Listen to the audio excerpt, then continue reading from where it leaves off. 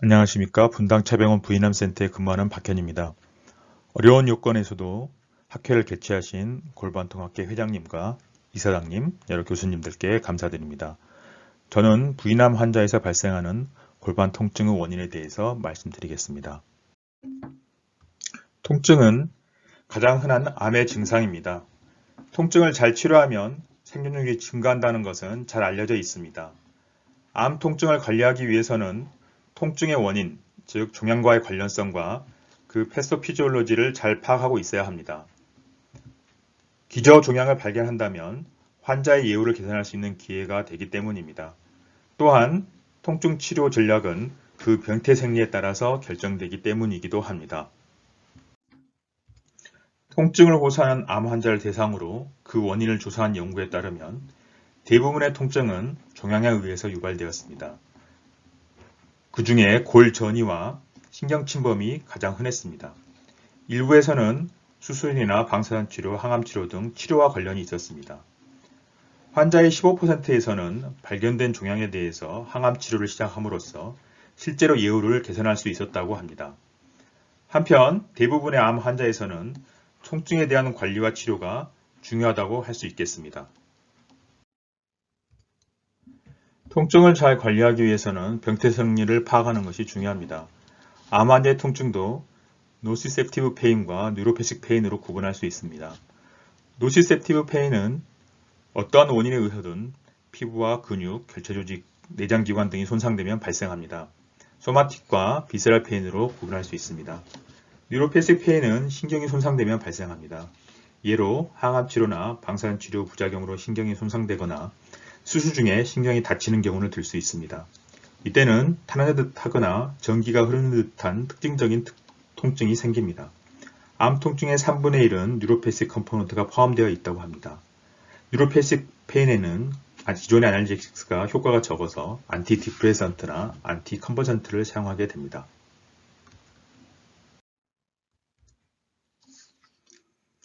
암 환자의 통증은 종양과 연관성, 병태 생리 이외에도 시간에 따라서 분류할 수 있습니다.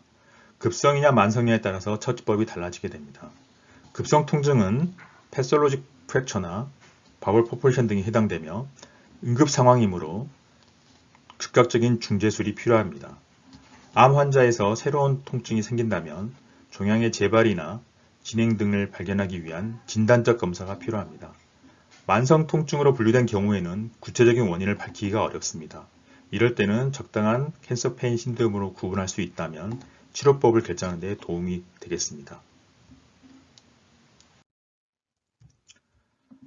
앞서 설명한 종양과 관련성, 병태 생리적 특징, 시간 등을 이용하여 암 환자의 통증과 그 원인을 신드롬으로 구분할 수 있습니다. 닥터 포테노이는 오래전부터 암 환자의 통증을 신드롬으로 분류하자고 주장하였습니다. 암 환자의 통증을 신드롬을 통해서 익숙하게 분류할 수 있다면 구체적인 원인을 밝히기 위한 진단법을 지정하거나 통증이나 질환 자체의 예후를 예측하고 치료법을 결정하는 과정이 훨씬 수월해질 수 있다고 하였습니다.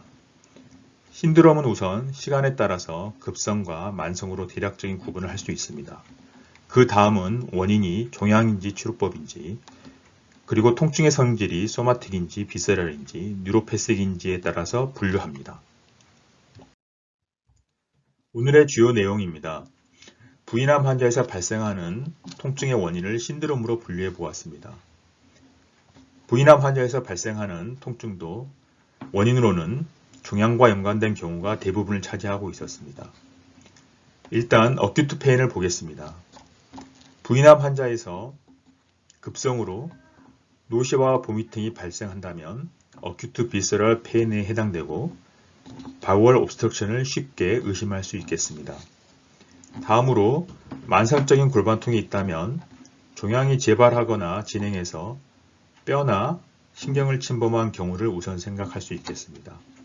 장기간 손발이 저리는 뉴로패식 증상이 있었고 플라티넘 치료를 받았다면 케모세라피 인듀스드 페리페랄 뉴로패시를 의심할 수 있겠습니다. 이제부터 구체적으로 살펴보겠습니다. 종양과 관련되어서 급성 통증이 발생하는 경우는 서둘러서 구체적인 원인을 밝히고 그에 따라서 주요 치료 전략을 세워야 합니다. 본인 리전에 의한 패솔로직 프랙처는 부인암에서 흔하지는 않습니다. 갑작스럽게 발생한 극심한 국소 통증이 보이므로 진단은 쉽게 할 수 있습니다. 통증 치료 이외에도 운동 기능을 보존하고 추가적인 골 손상을 예방하는 노력이 필요하겠습니다. 장관의 폐색이나 천공은 해당 장기에 따라서 증상이 다양하게 나타납니다. 그러나 진단은 어렵지 않습니다. 보통 수일간 통증이 심해지고 노시와 보미통을 동반하기도 합니다.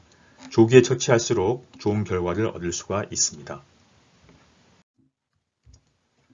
관련된 케이스입니다. 40대 여성으로 자궁경부암 수술 후에 복통과 구토가 악화되어 내원하였습니다. 수술 당시에 어드밴스드 스테이지였기에 암 재발에 의한 튜머 릴레이티드 어큐트 페인 신드롬으로 생각할 수 있겠습니다. 바울 옵스트럭션이 의심되어서 CT 스캔을 하였습니다. CT상에서 바울 옵스트럭션과 관련된 리전을 확인하였고 스몰 바울 리섹션과 하트만스 오퍼레이션을 시행하였습니다. 급성 통증의 대표적인 예는 포스트 서저리 페인입니다. 이는 수술에 따른 염증 반응에 의합니다. 포스트 서지컬 페인 신드롬은 한두 달의 회복기가 지나서 염증이 소실된 이후에도 지속되는 통증입니다. 수술 중에 손상된 신경이 원인입니다. 부인암 환자에서는 펠빅 이센테런 이후에 골반통이 지속되는 앱도미널 펠빅 페인 신드롬이 보고되었습니다. 갱년기 여성에서 난소 종양이 커서 악성 종양 의심하에 BSO를 시행하였습니다.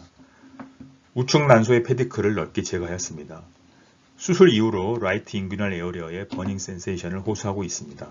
패솔로지에서는 라이트 오바리에 인클루전 시스트가 보였습니다. 트리트먼트 릴레이티드 뉴로패틱 페인으로 생각되는 경우입니다. 일종의 포스트 서저리 페인 신드롬으로 생각됩니다. 항암화학 치료 후에 발생하는 급성 통증으로는 점막염이 있습니다. 거의 모든 항암제가 유발할 수 있습니다. 치료 후 1~2주 후부터 증상이 발생합니다. 장관 전체에 점막염이 침범할 수 있습니다. 구토와 설사를 동반하기도 합니다. 부인암 환자에서 항암화학 치료 후에 뉴로패시는 흔하게 발생합니다. 폴리뉴로패시는 부인암에서 주로 사용하는 플라티넘과 탁센에 의해서 유발됩니다. 항암 치료 후에 넘니스, 팅글링, 버닝 센세이션, 파레세지아 등을 호소합니다. 가끔 모토 위크니스가 동반되기도 합니다. 급성 통증은 수주에 걸쳐서 호전되며 항암 치료를 받으면 다시 재발합니다. 일부에서는 만성 통증으로 이완될 수 있습니다. 단일 신경 영역의 통증을 일으키는 모노뉴로패시가 발생하기도 합니다.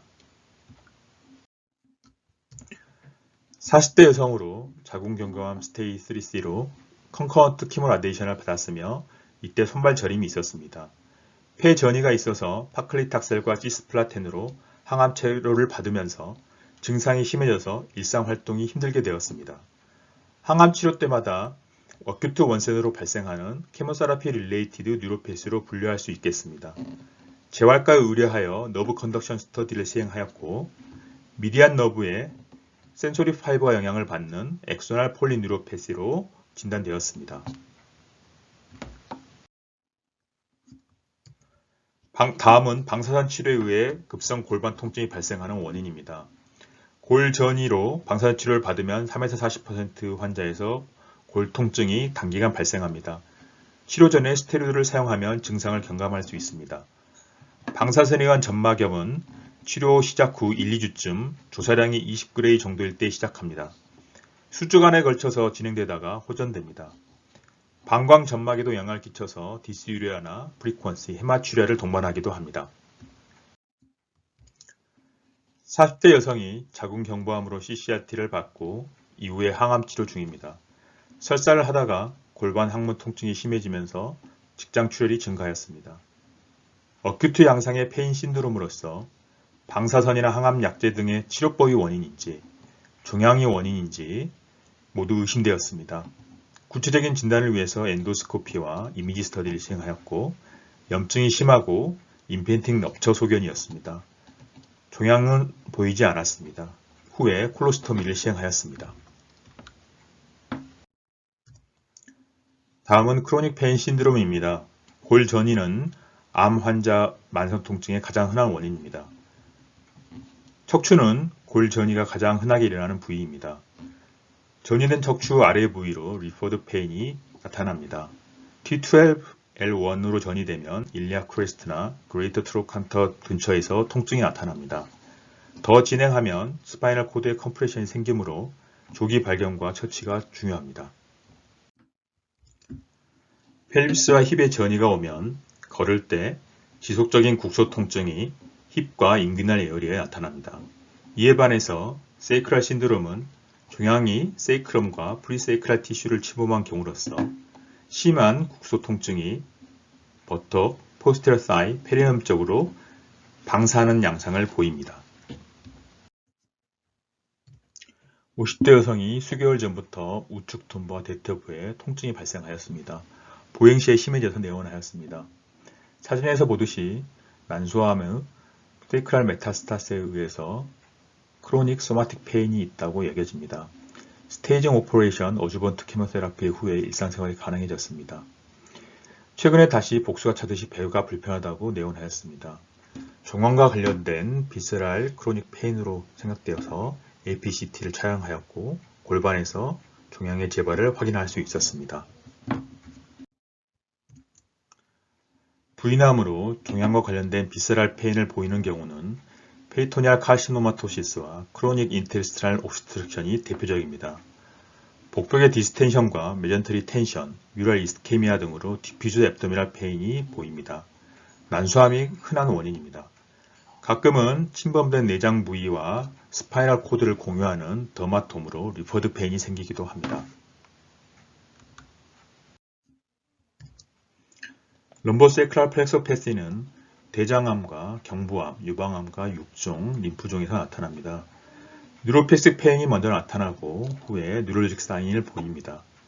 펠빅 사이드웨이 종양이 위치하면 인귀널 리전과 엔테로미디알 사이 쪽에 통증이 생깁니다. 좀 더 미디알 쪽에 종양이 위치하면 종아리와 발에서 통증이 발생합니다. 플렉서스를 전체를 침범을 하면 하지 전체에 극심한 통증이 생깁니다.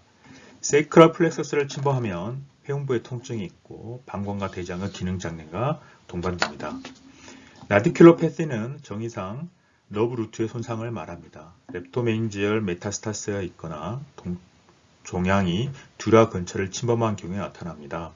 증상은 노시셉티브 혹은 뉴로패식 페인이 모두 나타날 수 있습니다. 흉추에서 양측에 병변이 있다면 관여된 신경을 따라서 증상이 나타나고 환자가 가슴이나 배에 타이트 밴드를 한 듯한 느낌을 호소합니다. 50대 여성으로 자궁 내막암 치료 후에 팔로업 중입니다. 좌측 견갑골과 이어지는 늑골 주위로 통증을 호소하고 있습니다. 좌측 흉부 피부에 기닿으면 통증이 심해진다고 합니다. 크로닉한 뉴로패식 페인이 있어서 흉추 부근에서 신경이 침범된 것으로 의심됩니다. 영상검사에서는 헤테로지너스하게 있는 매스가 스파이널 코드로 익스텐딩하고 있습니다. 방사선 치료를 시행하였고 이후에 통증과 매스가 모두 감소된 양상을 보여주고 있습니다. 지금까지 부인암 환자에서 자주 발생하는 통증의 원인을 살펴보았습니다. 암 환자의 통증을 다양한 기준으로 분류하고 있습니다. 이 중에 종양과 연관성, 시간, 병태 생리, 신드롬으로 구분하는 방법을 알아보았습니다. 대부분에서 통증은 종양이 조직을 직접 침범하여 발생합니다. 따라서 통증을 호소한다면 기저의 원인을 조기에 발견하기 위해서 노력해야 합니다. 이는 환자의 예후를 개선시킬 수도 있고 뿐만 아니라 통증의 관리에서도 중요하기 때문입니다. 지금까지 경청해 주셔서 감사합니다.